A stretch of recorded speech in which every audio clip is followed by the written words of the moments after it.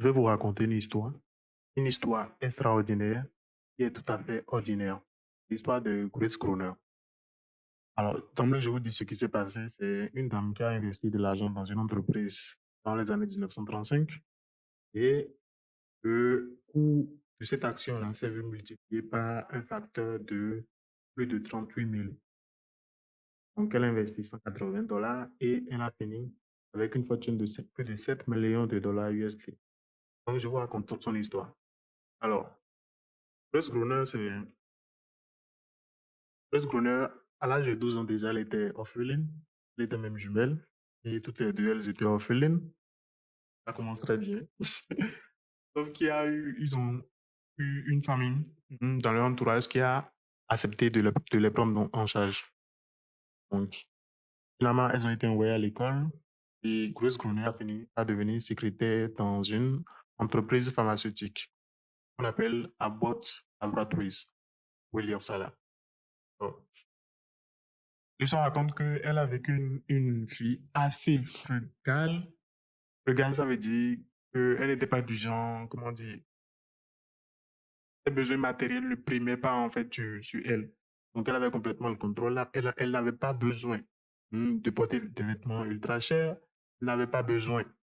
Ici, on dit même que, même étant donné qu'elle avait les moyens de se payer une voiture, elle ne s'est quand même pas payer une voiture et elle préférait marcher. Hein, et qu'elle n'avait du tout pas besoin de faire as-tu vu, hein, d'adopter le même style ou bien le même train de vie que ses voisins. Donc, c'est des choses qu'elle a su maîtriser. Et donc, en 1935, elle a investi 180 dollars en 3 actions. Elle n'en a payé que 3. Imaginez si elle en avait payé plus. Donc, 3 actions de Abbott Laboratories, ABT. Alors, donc, le miracle ici, c'est qu'elle a eu le courage et la patience de tenir cet investissement-là pendant 15 ans. Et que chaque fois que cet investissement générait des dividendes, qu'est-ce qu'elle faisait? Elle réinvestissait tout simplement ces dividendes-là.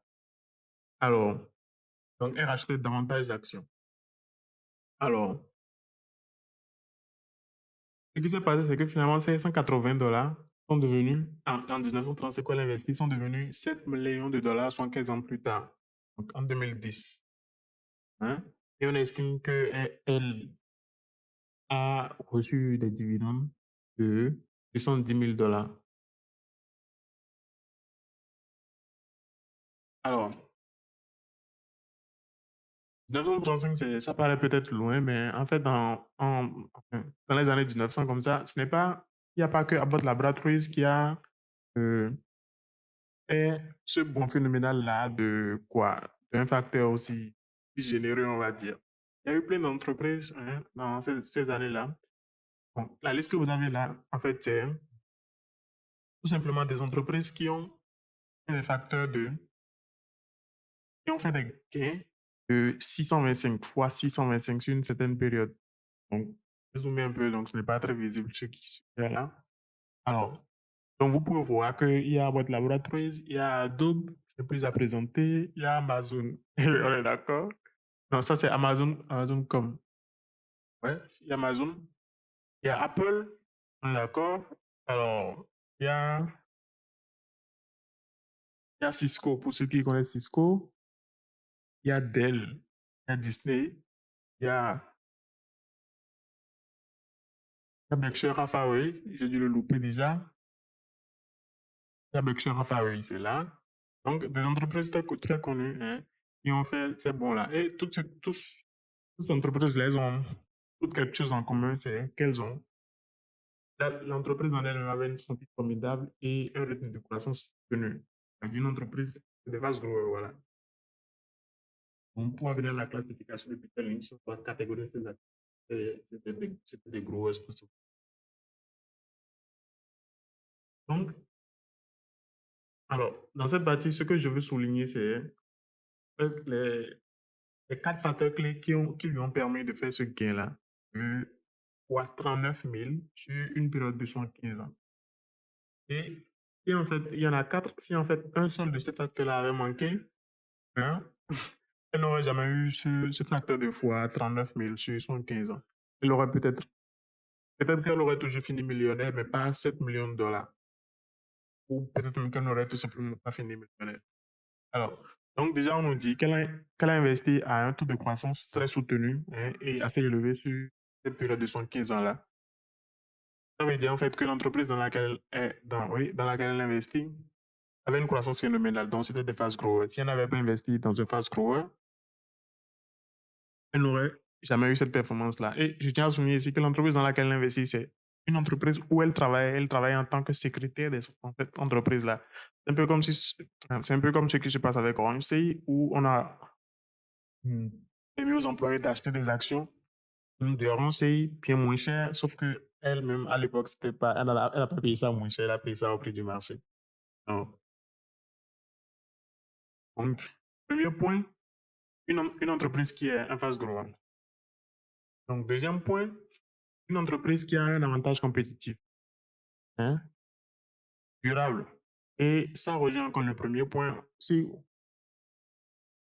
un fast grower n'a aucun sens s'il n'y a pas de facteur qualitatif qui nous permet de dire que ce taux de croissance-là sera soutenu sur les 5 prochaines années, les 10 prochaines années. Le capitalisme est brutal. N'importe quelle entreprise peut venir lui faire de la concurrence et lui arracher ses parts de marché. Donc, il faut que notre fast grower ait un avantage compétitif. Warren me fait appel un mot. Donc, si ça n'avait pas été présent, on n'aurait jamais eu cette histoire-là. Et en troisième position ici, c'est qu'elle est restée investie pendant toute cette période-là, pendant 75 ans. Ouais, 75 ans, c'est long. Donc, je suis bien au courant des tendances, hein, des investisseurs du marché. Je les appelle pas investisseurs, je les appelle spéculateurs, hein, et des traders et des dividendistes. Des gens qui n'investissent que pour une période de 1 an, genre juste pour avoir le prochain dividende d'une telle entreprise. Donc, on est d'accord qu'avec cette histoire, on voit clairement que ce n'est pas le bon mindset à avoir si on veut faire des performances phénoménales sur le long terme et profiter de toute la période de croissance de l'entreprise. Alors, donc, il faut pouvoir rester investi longtemps. 15 ans, c'est quand même très long.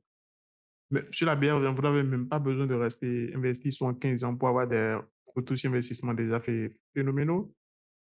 Donc, c'est clair ici, c'est la philosophie qui marche sur le long terme, c'est de rester investi sur les phases growers, un avantage compétitif. Et le dernier point ici, j'ai soulevé, c'est qu'elle a continué de réinvestir ses dividendes. Bon, si elle n'avait pas réinvesti ses dividendes, non, elle aurait quand même une performance phénoménale, mais le fait qu'elle ait réinvesti a juste boosté sa performance. Vous êtes d'accord? Donc, c'est un autre, comment on dit, un autre facteur qui a contribué en fait à comment dire, savourer, hein, toute la puissance des intérêts composés, tout simplement. Alors, c'est les points que je voulais partager avec vous, c'est l'histoire que je voulais partager avec vous et les points qui ont permis à ce qu'on ait cette histoire-là aujourd'hui. Et dites-moi en commentaire ce que vous en pensez et quels sont vos projets à vous pour, ouais, les 50 prochaines années ou les 40 prochaines années.